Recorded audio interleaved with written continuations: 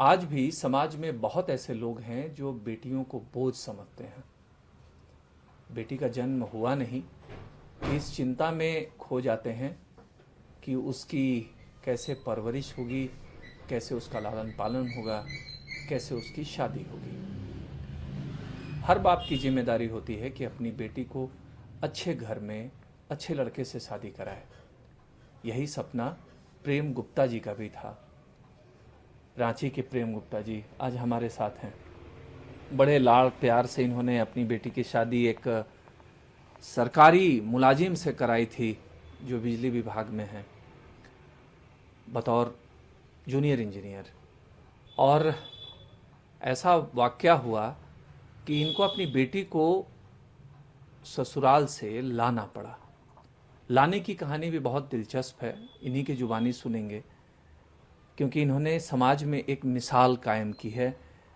प्रेम गुप्ता जी, आपका स्वागत करते हैं, नमस्कार करते हैं। और आपसे एक ही सवाल पहला कि आपने बेटी की शादी की, बेटी को लेकर क्यों आया? और सुनते हैं कि आपने गाजा बाजा बजा कर लाया, क्योंकि बेटी को लोग भेजते हैं, बाप तो भेजता है ससुराल, विदा करता है, आप लेकर आए। ये ऐसा आज तक हम लोगों ने कभी सुना देखा नहीं है। बेटी को वहाँ पर प्रताड़ित किया जाता था, इसलिए हमने बेटी को वापस अपने घर लेके आए और बाजे गाजे के साथ इसलिए लाए कि घर में सभी लोग बोले, हमारे पत्नी, हमारी माँ, हमारे बच्चे, कि पापा शादी आप बहुत धूमधाम से हम लोग किए थे, इसलिए अब साक्षी को वापस घर उसी धूमधाम के साथ लाया जाए कि समाज में एक संदेश जाए कि बेटी को डाइवोर्स हो चुका है, उसका तकलीफ ना लगे। ये ऐसी नौबत आई क्यों प्रेम जी? आमतौर पर बेटी को जब आप भेजते हैं तो चाहते हैं कि उसका घर बसे, अच्छे से रहे, लेकिन ऐसी नौबत आ क्यों गई कि आपको जाना पड़ा? बेशक आपने एक मिसाल कायम की, लेकिन आपको लाना पड़ा, डिवोर्स अप्लाई करना पड़ गया बेटी को, ऐसा क्यों हुआ? इसलिए कि वो लड़का पहले से कहीं शादीशुदा था और उसके गार्जियन लोग प्रताड़ित करते थे, इसलिए हम लोग कोर्ट के माध्यम से अपना केस दायर किए और बाद में दोनों पक्षों का आपसी समझौता बना और अब कोर्ट में म्यूचुअल डिवोर्स फाइल होगा। तब हम सोचे कि अब बेटी को वहाँ से वापस लाया जाए। अब साक्षी के आगे के भविष्य की कहानी आप ही को गढ़नी है। क्या करना चाह रहे हैं? साक्षी को आप तो ले आए, अब आगे क्या करना चाहते हैं? कुछ सोच रखा है उसके बारे में आपने? साक्षी फैशन डिजाइन की हुई है, ग्रेजुएट है और कुछ कोर्स इसी में आगे करेगी, उसके बाद अपने पैरों पर खड़ा होगी। देखिए, एक पिता का दर्द आप समझ सकते हैं, लेकिन इन्होंने तो मिसाल कायम किया है।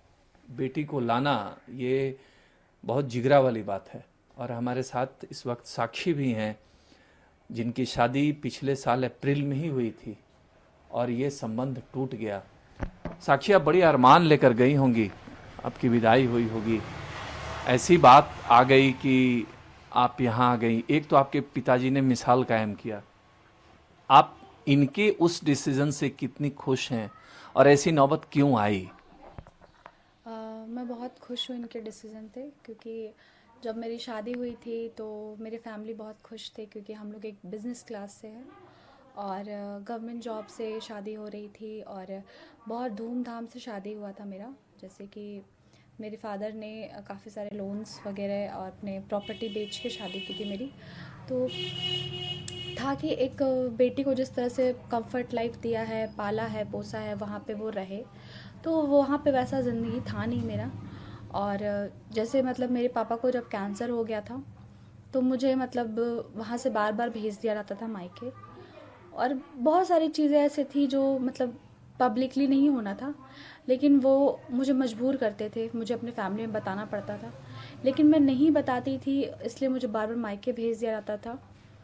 फिर मुझे डाइवोर्स के लिए बोला जाता था, तो कई रात ऐसी थी कि 6-6 बजे तक मैं सुबह सोती नहीं थी। तो वो सब चीज़ मेरी मेंटली टॉर्चर मुझे मिल रहा था, लेकिन मन में एक डर था कि फादर को कैंसर हो रखा है, तो मैं कैसे बोलूँ। पर जब मेरे पापा थोड़ा नॉर्मल हुए और फिर उन लोगों ने अपना असली चेहरा दिखाया, तो कोर्ट में पिटीशन गया, उधर साइड से भी हमारे साइड से भी। तो मुझे पता नहीं था कि उनका क्या है क्या नहीं है, मुझे छोड़ना क्यों चाहते हैं। तो एंड ऑफ द टाइम मुझे अभी सब सच्चाई पता चल चुका है और वो मुझे कोर्ट के थ्रू ही मिला है और सारे के कॉपीज़ वगैरह भी है और मैंने आज से 6 महीने पहले वो सब चीज़ रखा भी है सबके सामने। और पापा अब मुझे लेकर के आए हैं तो मुझे अच्छा लग रहा है कि एक बेटी जिस अरमान से पापा ने मेरे विदा किया था, या मेरे मन में जो था कि मैं शादी के बाद ऐसे रहूँगी वैसे रहूँगी, सारी लड़कियों का सपना होता है, मेरा भी बहुत सारा सपना था, वो टूट गया है और उसका तकलीफ़ भी मुझे है। लेकिन अगर लाइफ पार्टनर या लोग अच्छे ना हो, जहाँ आपको प्यार और रिस्पेक्ट ना मिले, तो वहाँ पे बेसिकली लड़कियाँ सुसाइड कर लेती हैं। मेरे मन में भी वही चीज़ आ गया था, लेकिन मेरे फादर मुझे इतना रिस्पेक्ट और प्यार से मुझे लेकर आए हैं, तो मुझे बहुत खुशी है। एक सवाल साक्षी की, एग्जाम्पल सेट तो कर दिए आपके पिताजी ने, एक एग्जाम्पल सेट कर दिया आपके फादर ने। ऐसी बहुत सी लड़कियां हैं सोसाइटी में जो शादी होकर जाती हैं, वो भी प्रताड़ना झेलती हैं और माँ बाप का एक ही आश्वासन होता है कि चीज़ें संभल जाएंगी, थोड़ा बर्दाश्त कर लो, थोड़ा बर्दाश्त कर लो। और उसके बाद बहुत सारी ऐसी कहानियां हम लोग मीडिया में देखते हैं कि धीरे धीरे कोई मौत को गले लगा लेता है, कुछ गलत काम लोग कर बैठते हैं।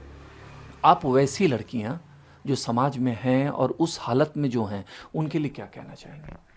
बेसिकली देखिए, माँ बाप शादी करते हैं तो मेरी मम्मी भी जब मेरे को विदा की थी तो बोली थी कि बेटा जितना हो सके एडजस्ट करना, क्योंकि पापा तो बहुत नाज प्यार से, बहुत बहुत लाड प्यार से पाले हैं, बहुत कुछ कंफर्ट मिला है। तो मैं वहाँ बहुत एडजस्ट की हूँ, मतलब कई रात ऐसे मैं भूखे भी रही हूँ वहाँ पे, या मैं मतलब छोटी छोटी चीज़ों के लिए मैं वहाँ पे तरसी हूँ और मैं घर पे नहीं बताती थी। मैंने बहुत एडजस्ट करने की कोशिश की, सभी लड़कियाँ करती हैं। तो जब वो एडजस्ट नहीं हो पाया, तब मेरा ये कहना है कि आपसे भी अगर नहीं हो पा रहा है, अगर आप रिश्तों को एक बोझ की तरह जी रही हैं, तो अपने फैमिली से बात करें कि आप उसके साथ खुश नहीं हैं, आपको लोग वहाँ समझ नहीं रहे हैं। बतौर आजकल क्या होता है, जब मेरे केस चल रहा था तो एक पटना का ही केस था, 17 दिन में लड़की को मार दिया गया था। तो वो रील मेरे पास आया था, तो मेरे मन में भी वो ख्याल आया था मरने का, कि सब चीज़ से निजात पाके मर जाते हैं, सब कुछ नॉर्मल हो जाएगा। पर उन सब लड़कियों से मैं ये कहूँगी कि आप ये सब ना सोचें। मेरे फादर का एग्जाम्पल, मतलब मेरे फादर मेरे लिए बहुत अच्छा लाइफ मतलब अभी चूज़ किए हैं, क्योंकि अगर मैं मर जाती तो मैं इतनी खुश और इतना आराम से अपने घर में नहीं होती। और वो लड़कियों को अपने लिए स्टेप लेना चाहिए कि अगर उनके साथ सेटलमेंट नहीं हो रहा है, सेट नहीं हो पा रही है वहाँ पे, तो वहाँ से बाहर निकले। और उनके पेरेंट्स से कहूँगी कि उसे फ़ोटो फ्रेम पे हार ना चढ़ाए, उसे एक न्यू लाइफ दे। और डाइवोर्सी होना बहुत बड़ा बात है लड़की के लिए, मेरे लिए भी है, बहुत बड़ा चीज़ है। पर कम से कम वो बेटी आपके पास तो रहेगी, खुश रहेगी और वो एक नई ज़िंदगी जिएगी। बिल्कुल, एक बहुत अच्छी बात आपने कही कि बेटी के तस्वीर पे माला न चढ़ जाए, ये ख्याल माँ बाप को तो रखना ही चाहिए। आप लेकर आ गई, अब क्या करना चाहती हैं? मतलब बेटी यहाँ है, फिर शादी करना चाहती हैं कहीं, या ये अपनी जिंदगी खुद जिए, पैरों पे खड़ा हो, क्या चाहती हैं? जी नहीं, मैं चाहती हूँ मैं अपनी बेटी को अपने पैरों में मैं खड़ा करूँगी मैं, और मैं इसे ढेर सारा खुशियाँ देना चाहती हूँ। और आगे शादी के लिए अभी तुरंत नहीं मैं चाहूँगी, क्योंकि अपने पैर में खड़ा हो जाए, क्योंकि अब मेरा विश्वास टूट चुका है ती में। बिल्कुल बिल्कुल। देखिए, ये परिवार भीतर से इतना मजबूत है, तभी इतना बोल्ड, इतना टफ फैसला इस परिवार ने उठाया। और इसी वजह से कहते हैं कि समाज में चंद लोग होते हैं जो मिसाल कायम करते हैं। चलिए, इन्होंने अपनी बेटी के फैसले का स्वागत कर लिया। अगर आपके आसपास समाज पड़ोस कहीं पर भी ऐसा परिवार, ऐसी कोई महिला, ऐसी कोई बेटी आपको नजर आए, तो समाज की भी जिम्मेदारी है कि वो पुलिस को इन बातों से अवगत कराए। हमारा मकसद था इस परिवार से मिलाना और उम्मीद करते हैं कि इनका मैसेज दूर दूर तक जाएगा। राजेश कुमार सिंह, ETV भारत,